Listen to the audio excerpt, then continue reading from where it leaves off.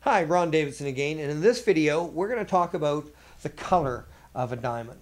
Now, the most common color in a diamond is brown, but you don't see too many of them. They're usually used as industrial diamonds because the brown color is not desirable and takes the price of the diamond down tremendously.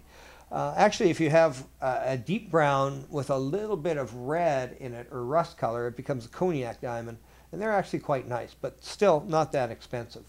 Most people are familiar with the color grading using the alphabet.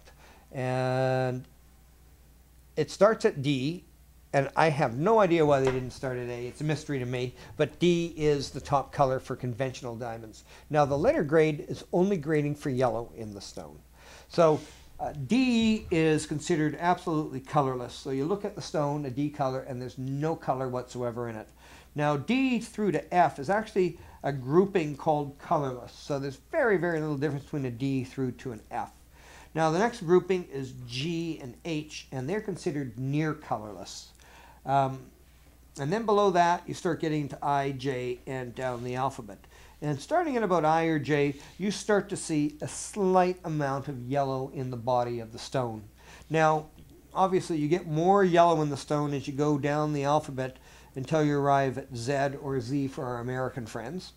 But then you go off this grade and you get into the fancy range. Now, as you're getting a little bit of yellow in the stone, the price is going down, down, down, down, down. But then you hit the fancy range and the price actually starts to skyrocket up again.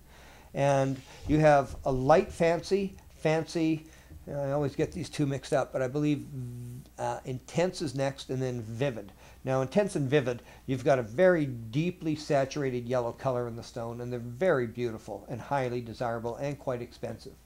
Now, beyond the yellow and the browns, you get diamonds in virtually every color of the rainbow. You have oranges, purples, pinks, greens, blues, and sometimes red. But most of these colors are extremely rare, and for all intents and purposes, they don't really exist for you and me.